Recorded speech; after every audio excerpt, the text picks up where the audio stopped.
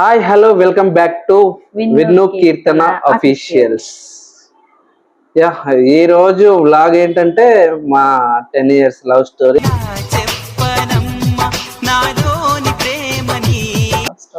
ఆ love story ఎలా జరిగింది, ఏంటి, మేము ఎట్లా యాక్సెప్ట్ చేసింది తను, అండ్ ఎన్ని కష్టాలు పడ్డా, పెళ్ళి అవ్వనీకి ఎన్ని ఇబ్బందులు పడ్డాము, ఇవన్నిటి మీద వ్లాగ్ అంతా మేము అందరికి తీసుకెళ్దాం అనుకుంటున్నాము. మీ అందరికీ ఈ వ్లాగ్ చేసే ముందు అయితే ఒక చిన్న విన్నపము, మా యొక్క ఛానల్ని మాత్రము సబ్స్క్రైబ్ చేసుకోండి, విన్ను కీర్తన అఫీషియల్స్. అలాగే లైక్, కామెంట్, షేర్ తప్పక చేయండి. ఇక వ్లాగ్లోకి వెళ్దాము. అది 2012 చెప్పాలా? మేడం గారు ఎలా ఉంటారో చెప్పరా? నవ్వులు విండి బాణాలై నాటుకుపోతుంటే 2012 తను ఇంటర్ ఫస్ట్ ఇయర్లోకి జాయిన్ అవుతానికి వచ్చింది. నేను డిగ్రీ ఫస్ట్ ఇయర్లోకి జాయిన్ అవుతున్నా.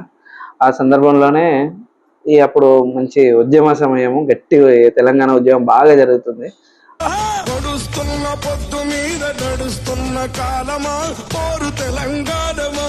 ఆ సమయంలోనే ఎప్పుడు ఇతను జాయిన్ అయినాక ఒక కాలేజీలో జాయిన్ అయినాక బాయ్కట్స్, రాస్తారోకలు, ధర్నాలు అవి జరుగుతున్నప్పుడు నేను కాలేజీలోకి వెళ్ళేటప్పుడు వీళ్ళ కాలేజీకి వెళ్ళి వీళ్ళ కాలేజీలో ఏమని చూసి చూడంగానే నచ్చేసావే, అడిగి అడగకుండా వచ్చేసావే.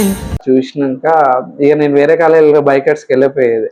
ఏమున్నా కూడా ఏమి కాలేజీలకి దొరికింది, మీరందరూ వేరే కాలేజీలో పోండి, నేను మాత్రం మీ కాలేజీలోకి పోతా అని చెప్పేసి పోయేది. ఇక బైకర్స్ అనగానే, ధర్నాలు అనగానే వీటికి తీసుకొని వచ్చేది. కానీ నేను ఎప్పుడు వెళ్ళినా కూడా అందరూ వచ్చేటోళ్ళు, తను మాత్రం రాకపోయేది. ఏంది ఈ పిల్ల ఎందుకు వస్తలే, ఏంది కథ అనేది మొత్తం తెలుసుకోరా, ఈ అమ్మాయి ఎవరో తెలుసుకోరా అని చెప్పేసి మా తమ్మునికి చెప్పిన.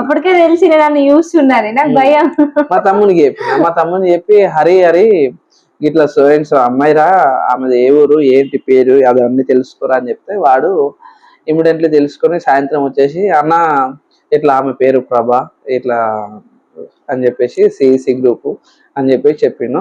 అవునారా అని చెప్పేసి మాట్లాడినాక ఇక ఎమ్మటే ఈమెకు ఎట్లా అయ్యిందని తెలియకుండా ఇక పోయినా ఈమె పేరు ప్రభా అని చెప్పగానే పోయేసి సికింద్రాబాద్లోని సిటీస్ కాంప్లెక్స్ దగ్గర ఈ డ్రెస్సెస్ మీద ఎంబ్రాయిడింగ్ ఇట్లా వర్క్ చేసే ఉంటది.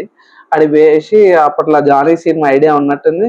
ఆ జానీ సినిమాలో ఖర్చు మీద జానీ అని ఉంటుంది చూసారా, అట్లా నేనేం చేసేసిన ఇక నేను నా స్టైల్లో, మన మామూలు ఉండవు కదా, నేను ఎట్లా ప్రేమని చెప్పాలని తెలియక నేను నా ఖర్చు మీద ప్రభాని కొట్టించుంటే పెద్ద సమస్య వచ్చి పడిందే, ఇప్పుడు ఏం చేద్దాం? ఆ ప్రభా కాదన్న విషయం తర్వాత తెలిసింది భోజీ. అప్పుడు జరిగిన విషయం నేను చెప్తున్నా. ఇప్పుడు ప్రభా అని తెలిసింది, తెలియగానే సరే అని చెప్పేసి ఉంటే ఇక నేను తన ఎమ్మటి రోజు కాలేజీ కాడికి పోయేటోని. తను కూర్చున్నది ఎక్కడ అనుకున్నావు, విండోకి పక్కనే కూర్చునేది. ఆ విండో పక్కకుంటే కూర్చున్న సీట్ లోనే నేను పోయేసి అక్కడ బేకరీ పక్క నుంచి వెళ్ళి సందులో నుంచి వెళ్ళి ఐస్ క్రీమ్ షాప్ ఉంటది, ఐస్ క్రీమ్ షాప్ దగ్గర కూర్చొని ఇక నేను ఎప్పుడు ఆమె విండోలకి ఇతను వచ్చి నిలబడ్డాడు అనగానే మా ఫ్రెండ్ అటు కూర్చోబెట్టింది, మళ్ళీ అది కూడా సెకండ్ ఫ్లోర్, థర్డ్ ఫ్లోర్ అనుకుంటా. ఆ ఫ్లోర్ కి చూస్తా ఉండేది. చూసేసి 10:30 అయిపోయినాక నేను ఇక కాలేజీకి అని చెప్పేసి నా కాలేజీ అట్లా స్టార్ట్ అయిన మా స్టోరీ. ఇక కంప్లీట్ గా 1.5 year వరకు నేను తన ఎమ్మటి ఫాలో అవ్వడము, తిరగడము.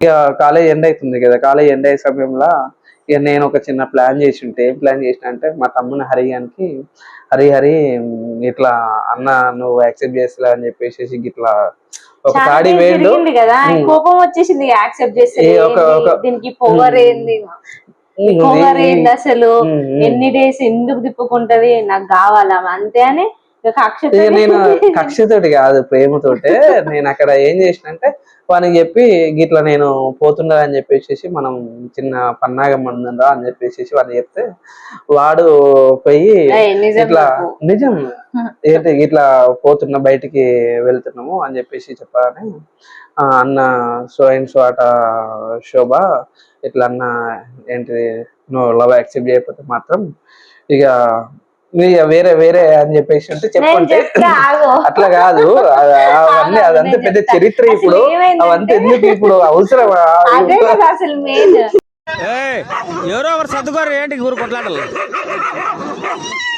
అయితే ఏమైంది, నేను ఇంకా కాలేజ్ అయిపోయి హరీష్ వచ్చిన నా దగ్గరికి, ఇగో ఈయన ఎన్ని ఉండట్లేడు చనిపోతున్నంట, నువ్వు యాక్సెప్ట్ చేయట్లేవు, రైల్వే ట్రాక్ దగ్గరికి వెళ్ళిండు అని చెప్పంగా ప్రాణం పోయే బాధేదో ఈ నిమిషాన్ని తెలిసిందే. డగ్ డగ్ డగ్ డగ్ నాకు ఇంకా ఫుల్ భయం. అసలు ఇంకోటి కూడా మర్చిపోతున్నావు మరి నీ గురించి నేను పచ్చబొట్టు వేయించుకున్న గుండె పైన అది అసలు అది లేదు అసలు, కానీ అది కూడా అబద్ధం చెప్పిండు. అన్ని అబద్ధాలే చెప్తున్నా. నాకేమైనా అంటే ఫుల్ భయం. కాయిన్ బాక్స్ దగ్గర పోయి, అమ్మా నువ్వు అంటే నాకు ఇష్టం లేదు, బట్ లవ్ యూ అని చెప్పిన. ఎందుకు నువ్వు అంటే ఇష్టం లేదు, బట్ ఐ లవ్ యూ అని చెప్పిన. ఎందుకు చచ్చిపోతా అంటున్నావు, అమ్మో అందుకే యాక్సెప్ట్ చేసిన. ఇక సరే అందులో నేను చనిపోతాను మాత్రం అది ఫేక్, దాన్ని అసలు నమ్మకండి. ఇంకా మా ఫ్రెండ్స్ ఉన్నారు అడగండి, కానీ అది అయితే అట్లా స్టార్ట్ అయింది. ఆ రోజు తను యాక్సెప్ట్ చేసింది. యాక్సెప్ట్ చేసినాక ఇక ఎగ్జామ్స్ నడుస్తున్నాయి. ఎగ్జామ్స్ కూడా కంప్లీట్ అయిపోయాక తను ఎక్కడ ఉంటుంది ఏందనే విషయం నాకు తెలియట్లేదు, ఎందుకంటే తన దగ్గర మొబైల్ లేదు. అండ్ నాకు టోటల్ గా పర్టికులర్ డీటెయిల్స్ ఆమెది ఏ ఊరు ఏందని తెలియదు. అంటే నాకు ఏం తెలిసిందంటే నేను జన్యంలో ఉండేటప్పుడు అంత ముందుకు తన లవ్ యాక్సెప్ట్ చేయ ముందుకు తను చూడముందు జన్యంలో ఉండేటోడిని. తను ఎప్పుడు గిట్లా అన్న వాళ్ళ అక్క వాళ్ళ ఊరు మన పక్కన ఊరే అని చెప్పేసి అనగానే ఆ ఊరేనారా అని చెప్పేసి నేను ఇక బస్ లో జర్నీ స్టార్ట్ చేయడము, ఇట్లా కంటిన్యూ అవ్వడం, ఇక తనని చూడడం, తనతోటి మాట్లాడాలి, ఎట్లయినా నాకు కావాలి అని చెప్పేసి బాగా బస్ లో జర్నీ చేసుకుంటూ తిరిగేది. ఇక నాకు ఫుల్ సపోర్ట్ ఉండే, ఇక బస్సు మొత్తం సపోర్ట్ ఉండే, డ్రైవర్లు, కండక్టర్లు, ఈవినింగ్ అంత ఫుల్ సపోర్ట్ మనకు. స్టూడెంట్స్ ఎక్కువ మంది ఉంటారు కదా, సీట్ దొరకకపోతుండే. నేను తొందరగా ఎక్కకపోతున్నా, నేను సైలెంట్ గా నిల్చుండే. మా ఫ్రెండ్స్ అందరు మా అమ్మాయిలు కూడా నాతో ఇద్దరు, ఉమా రమ్య ఇద్దరు క్లోజ్, ఇంకా వాళ్ళిద్దరు ఉంటుండే. ఇక వీళ్ళందరూ ఎక్కేసి నాకు సీట్ ఆపుతుండే, నాకు తెలుసా, నేను మెల్లగా ఎక్కుతుండే. ఎక్కడ సీట్ లేకపోతే నేను నిల్చుంటుండే, ఈయన ఇస్తే మాత్రం కూర్చోపోతుండే, కానీ నేను ఇస్తుండే సీట్. ఇక నాకు కూడా నా ఫ్రెండ్స్ రవి, మహేష్, విజయ్ వీళ్ళంతా కూడా బాగా సపోర్ట్ ఉండే. బాగా అంటే బాగా ఉండే. నువ్వు 6-7కైతే ఆడికే చూసుకుందాం అని చెప్పేసి. మళ్ళా అందులో ఇంకొకటి ఏంది, ఈమె ఎక్కడి నుంచి లప్పడం చేస్తుందో ఆ ఏ ఊర్లో ఉంటుందో ఆ ఊరికి మా ఊరికి గొడవలు ఎప్పుడు బస్ లో. ఇక మళ్ళీ అందులో పెద్ద ట్విస్ట్ ఏంటంటే ఇక మళ్ళీ నేను లవ్ చేస్తున్నా కాబట్టి ఎవరి జోలికి కూడా రాకపోయేది. ఇక అట్లా జరగకుండా పోయింది. ఇక ఆఖరికి అవును, ఇంకోటి ఇందులో చెప్పడం మర్చిపోయిన బుజ్జి, ప్రతి న్యూ ఇయర్ కి బస్ లో నేను కేక్ కట్ చేస్తా ఉండే తను ఉన్నప్పుడల్లా. ఇక తన కేక్ తింటదా తినదా అంటే ఎప్పుడు కూడా కేక్ పడేసేది. డ్రైవర్ కూడా సేమ్ ఉంటారు, ఎప్పుడు వచ్చే వాళ్ళే వాళ్ళు కూడా, శోభా కేక్ కట్ చేస్తేనే మాకు ఇస్తాడంట, నువ్వు కట్ చేయి. బాగా అంటే ఫుల్ సపోర్ట్ ఉండే. వీళ్ళందరి దయ వల్ల ఈ రోజు వీళ్ళందరి దయ వల్ల అయితే ఈ రోజు అయితే నాకు దక్కింది. అందరికి ఫస్ట్ ఆఫ్ ఆల్ వీళ్ళందరికీ థ్యాంక్స్ చెప్పుకుంటా. అట్లా జరిగినాక తను హైదరాబాద్ కి వచ్చేసి ఉంటుందని అయితే తెలుసుకున్నాను నేను. ఏంటది ఎక్కడ ఉంటుంది ఏందని వచ్చేసి వాళ్ళ ఊర్లో ఎంక్వైరీ చేసిన. ఇక నాకున్న సర్కిల్ ప్రకారం నేను ఎంక్వైరీ చేస్తే హైదరాబాద్ లో బండమైసం నగర్ కాడ ఉంటుందని తెలియని, అక్కడే మా పిన్ని వాళ్ళు ఉంటారు, మా సొంత చిన్నమ్మ వాళ్ళు ఉంటారు. వాళ్ళ దగ్గర పోయేసేసి ఇక్కడ అరే ఈ అమ్మాయి ఎక్కడన్నా చూసినవారా సో అండ్ సో అని అంటే, వాడు అన్న మన ఇంటికి ఎదురుగానే అన్న వాళ్ళు ఉండేది, వాళ్ళు చాలా మనకు దగ్గర అన్న, అప్పటి నుంచి దగ్గర బాగా మనకు తెలుసు అన్న అది ఇది అని చెప్పేసి అన్నాక ఇక మా తనతో మాట్లాడుతందుకు నెంబర్ లేదు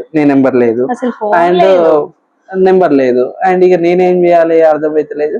ఇక నేను ఇక్కడ ఉండాలంటే ఏం వంక పెట్టుకోవాలని చెప్పేసి అప్పుడు ఆర్టిస్ట్ క్రాస్‌రోడ్ లో ఒక జాబ్ చేసి ఉంటే, ఆ జాబ్ చేసుకుంటూ ఇక మీ ఫ్రెండ్ తోటే నీ నెంబర్ తీసుకొని నీతో మాట్లాడడం అదొకటి ఇదొకటి. అమ్మ ఫోన్ ఉంటుండే, చిన్న ఫోన్ అంతే, నాకు ఫోన్ ఏం లేదు. అదే నేను అదే చెప్తున్నా, మీ ఫ్రెండ్ తోటి నెంబర్ తీసుకొని మాట్లాడుకుంటూ ఎవరామె? స్టార్ట్ చేసేసి ఉంటే ఎవరనేది ఇక పేరు నా friend బయటకి నాకు తెలియకుండా చెప్పను. ఇప్పుడు వచ్చింది.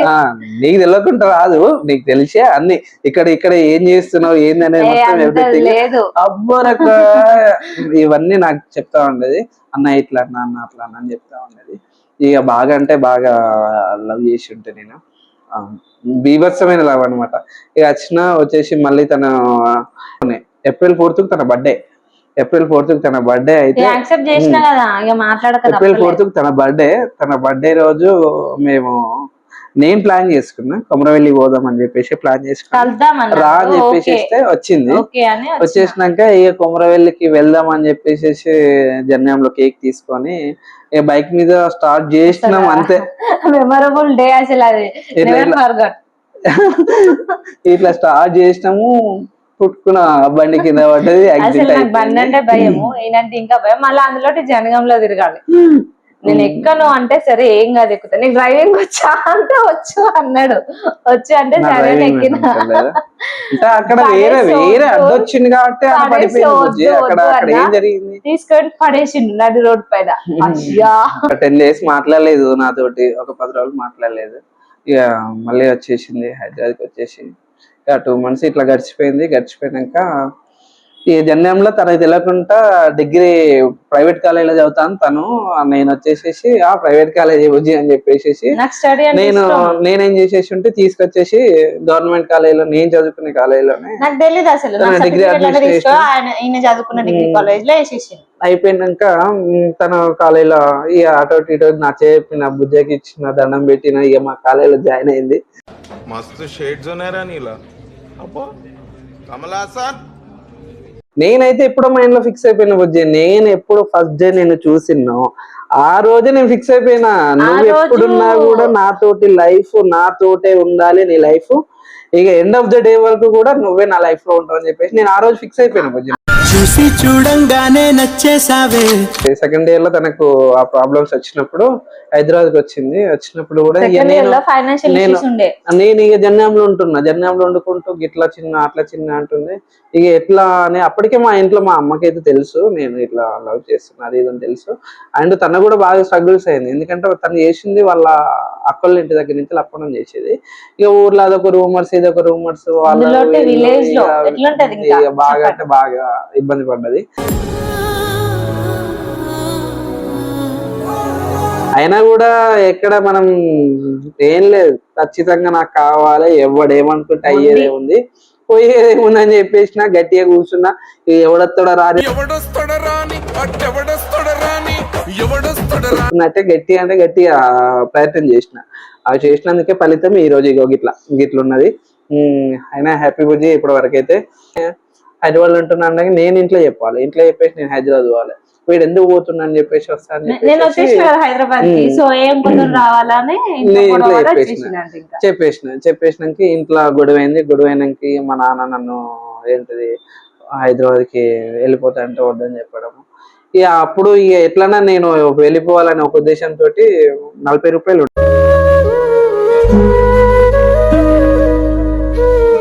Only 40 rupees. ఆ 40 రూపీస్ తోటి ఆలయర్కి వచ్చి ఆలయర్ నుంచి హైదరాబాద్కి వచ్చేసి ఒక 15 రోజులు బాగా స్ట్రగుల్స్ తిన్నా. సికింద్రాబాద్ వెస్లీ చర్చిలోనే క్యాటరింగ్, అక్కడనే ఆ చుట్టుపక్కల క్యాటరింగ్ చేసుకుంటూ ఇక ఎట్లన్నా కానీ ఈ క్యాటరింగ్ ఎన్రోల్ చేస్తాం ఏందనే ఉద్దేశంతో క్యాటరింగ్ కాదు అని చెప్పేసి ఇక నేను అప్పటికి ఎవరితోటి అప్రోచ్ ఉండొద్దు అనుకున్నా. మా బాబాయ్ వాళ్ళతోటి అప్సూర్లో ఉండేది, మా బాబాయ్ వాళ్ళతో ఒకరితో మాట్లాడేది. అండ్ నేను మాట్లాడేది ఏమన్నా ఉంటే మా సోమన్న బావ అని ఉంటాడు, మా బావతో మాట్లాడిన, ఇద్దరితో మాట్లాడేసి అయితే కంప్లీట్గా అయితే మేము ఏంటిది బావని ఇట్లా కంప్యూటర్ నేర్చుకుంటా, టాలీ నేర్చుకుంటా అండ్ ఎక్సెల్ గిట్లా ఇవి నేర్చుకుంటా అంటే నువ్వు ఏడున్నావురా అని అన్నాడు. అప్పటికి ఇంట్లో వాళ్ళతో మాట్లాడుతున్నాను. 1 year కూడా కంప్లీట్ అయిపోయింది, ఆల్మోస్ట్ 1 year కంప్లీట్ అవుతుంది నేను ఇంట్లోకి వెళ్ళేసి వచ్చి కూడా. మా బావ ఏడున్నావు చెప్పంటే ఇక్కడ ఉన్న బావా ఇది అంటే ఇక నువ్వు చదువుకుంటా అంటున్నావు కదా, నేర్చుకుంటా అంటున్నావు కదా అని చెప్పేసి ఆయన్ని వచ్చి సికింద్రాబాద్లోనే ప్యాట్నీ దగ్గర కరెంట్ కాన్సెప్ట్ అని ఉంటుంది, అక్కడనే ఆయన డబ్బులు కట్టేసిండు. కంప్యూటర్ నేర్పించిండు. కంప్యూటర్ నేర్పించినాక ఇక జాబ్స్ కి ట్రై చేస్తా ఉన్నా. మా సార్ కూడా నాకు టాలెంట్ రవి సార్ అని ఉండే, రవి సార్ కూడా బాగా ఏంటి ఇక్కడ ఉన్నాయి అక్కడ ఉన్నాయి అని చెప్పి బాగా పుషప్ ఇచ్చిండే. ఆ నుంచి పోయినా ఇక మా అన్నని అప్రోచ్ అయినా, మా బామ్మడిది ఉంటాడు, ఇద్దరిని అప్రోచ్ అయితే వాళ్ళు వరుణ్ లో చేస్తున్నారు. అప్పటికే నేను రెఫర్ చేస్తారా అని చెప్పాను. అప్పుడు ఫ్యామిలీ సపోర్ట్ తీసుకొని, అంటే మా బంధువుల సపోర్ట్ తీసుకొని నేను వెళ్ళి వరుణ్ లో జాబ్ చేసుకుంటున్నప్పుడు అమ్మోని ఇట్లా నాకు జాబ్ వచ్చింది, ఇట్లా 10,000 శాలరీ, 15 10,000 శాలరీ ఇట్లా జరిగింది అని చెప్పినాక ఓకే చిన్న ఆల్ ది బెస్ట్ అన్నది. ఇమీడియట్లీ వచ్చేసేసి మాట్లాడి కంగ్రాచులేషన్ చెప్పింది. మా తమ్ముడు ఉంటాడు సన్ని, ఇక వాడే ఇక అన్ని, ఇక నేను ఈ రోజు ఇట్లున్నానికి కారణం కూడా వాడే. ఫస్ట్ నన్ను వదిన అన్నాడు, మమ్మీ అని అంటాడు. వాడు ఇట్లా వదినకి జాబ్ కావాలంటే అన్న నా దాంట్లో రెఫర్స్ ఇస్తారు రమ్మనన్న అని నేను తనని తీసుకుని పోయినా. అదే కాల్ సెంటర్ లో జాబ్ ఎక్కినాక ఎంత అప్పుడు నీ శాలరీ ఎంత బుజ్జి? 6 ఓటీ చేస్తే 150 1 అవర్ కి 120 1 అవర్ కి అట్లా చాలా కష్టం వచ్చింది. కష్టపడుకుంటా ఇద్దరం కలిసి జాబ్ చేసుకున్నాక ఆమెని అప్పుడు గ్రూప్స్ ప్రిపేర్ కాదని చెప్పేసి సంథింగ్ ఇంట్లోకి వెళ్ళేసి వచ్చేసి హాస్టల్లో ఉండే. తను హాస్టల్లోకి వెళ్ళేసి వచ్చింది, మల్కాజిగిరి నుంచి కాకుండా హాస్టల్లో ఉండి తను చదువుకుంటూ జాబ్ చేసుకుంటుండేది. నేను అట్లే వరకమొట్ల చేసుకుంటూ నేను మా తమ్ముడు ఇద్దరం కలిసి సన్నగారు ఇద్దరం ఉన్నప్పుడు ఇక 2016లోనే సేమ్ నేను ఎప్పుడు నా ప్రేమను యాక్సెప్ట్ చేసిందో అదే రోజు నేను హాస్పిటల్లో పడ్డా. అసలు ఏంటంటే హాస్పిటల్ రీజన్ నేను నా డిగ్రీ ఫైనల్ ఇయర్ ఎగ్జామ్స్ నా జనగం కదా, నా సెకండ్ ఇయర్ లో నేను వచ్చేసిన హైదరాబాద్ కి. Final year exam 15 days degree final year exams ఉండే. ఆ 15 days ఇతనితో నేను మాట్లాడలేదు, అది మైనస్ అసలు. ఇక నేను మా బావ మళ్ళీ ఇక్కడ వోడాఫోన్ లో జాబ్ చేస్తుండే, తనతో మార్నింగ్ ట్రైన్ కి వచ్చేసిన, మా బావ జాబ్ కి వెళ్ళిపోయాను. ఆయన అటు వెళ్ళిపోవడం లేదు, ఫోన్ ఆన్ చేసి నాకు ఫోన్ చేస్తే ఫోన్ ఎత్తుతలే, ఎన్నిసార్లు ఫోన్ చేసినా ఫోన్ ఎత్తుతలేడు. అసలు ఏమైందని వీళ్ళ బామ్మర్ది అని ఉంటాడు భువన్ అని, అన్నయ్యకి ఫోన్ చేసిన, అన్నయ్య ఇట్లా చిన్న ఫోన్ ఎత్తట్లేడు, అసలు ఏమైంది నాకు భయం వేస్తుంది, నేను 15 days నుంచి మాట్లాడలే, ఎట్లుండు అంటే ఆఫీస్కి కూడా 2 days నుంచి రాలేదురా, మొన్న కొంచెం ఫీవర్ ఉందని వెళ్ళిపోయాడు, 2 days నుంచి రాలేదు అనగానే ఇంకా ఫుల్ భయం అయింది నాకు. ఈయన రూమ్ అడ్రస్ తెలుసు, నేను ఇంకా జాబ్ కూడా వెళ్ళలే, లీవ్స్ అయిపోయినాయి, జాబ్ కూడా వెళ్ళలే, డైరెక్ట్ నేను రూమ్ దగ్గరికి వెళ్ళిన.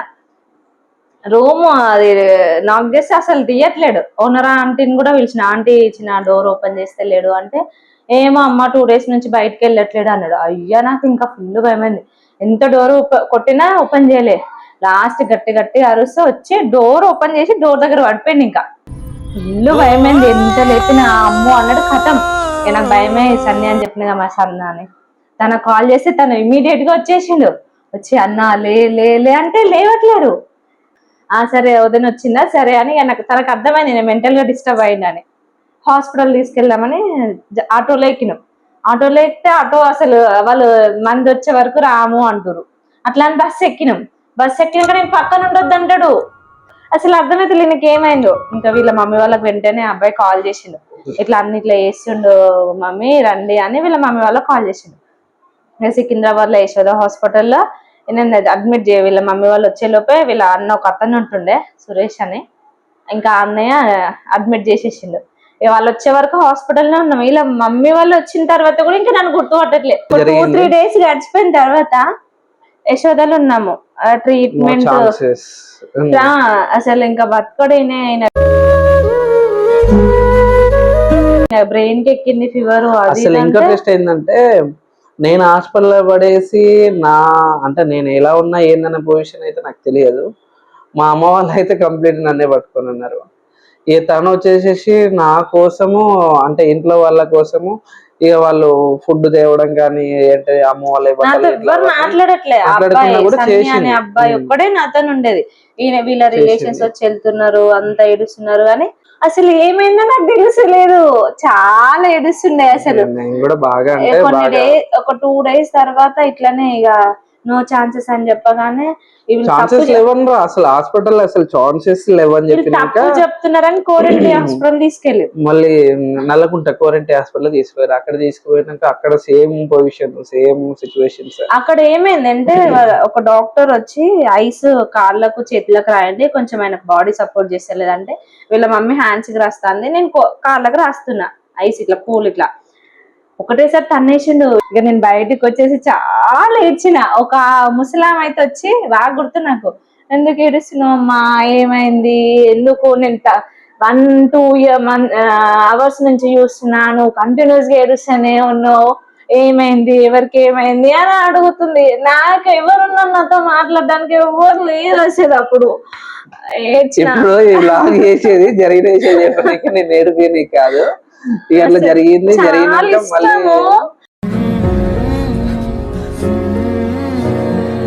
భయం వేసింది, ఉండడేమో ఏంటి అని వదిలేసి. జరిగినాక ఆ నుంచి కోరెంట్లో కూడా ఛాన్సెస్ తక్కువ అంటే డబ్బులు పోతాయని చెప్పేసి మా నాన్న ఏం చేసేసి నాకు వాడు ముఖ్యం అన్నాడు అని మళ్ళీ యశోలో తీసుకెళ్ళి ఎంత ఖర్చున్నా కానీ అని చెప్పేసి యశోదలో అడ్మిట్ చేసిండు.